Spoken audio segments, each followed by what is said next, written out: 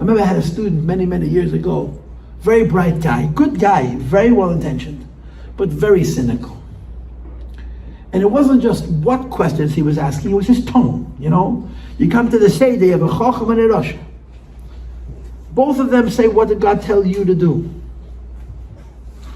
But there's a difference. The Chacham says, I want to understand. And the Rosh says, prove it. The Chacham says, Mo'edes v'achukim v'mishpata v'shatziv Hashem Elokeinu eschem. You got the mitzvahs, I didn't. But I know that God is true. Teach me. And the Rosh says, what are you doing? The Rosh's question is not, what does this mean? The Rosh's question is, this is nonsense unless you can explain. His question is cynical.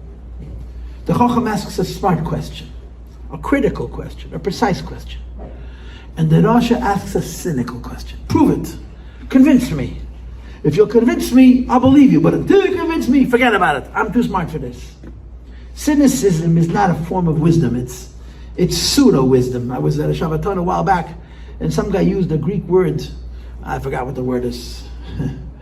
Going back to the times of the Greek, they were called Oiber Chacham. You know, people who are not really smart, but they know how to put doubt into your smarts. He used a very fancy word in English. Sophists. A sophist, right, good.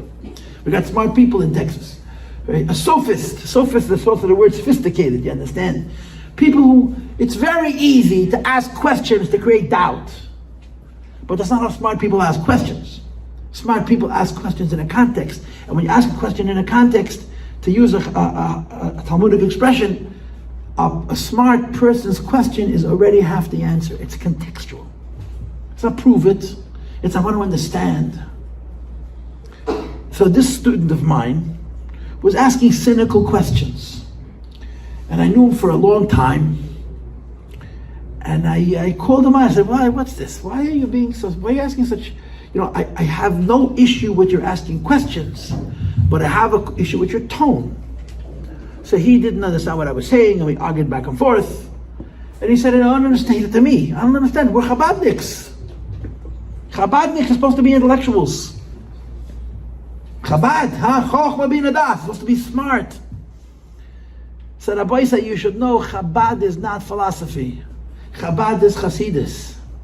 Do you know the difference between philosophy and Chasidus? You learn 1,000 Maimonim of Chasidus. Learn 1,000 Maimonim of Chasidus, any 1,000 you want.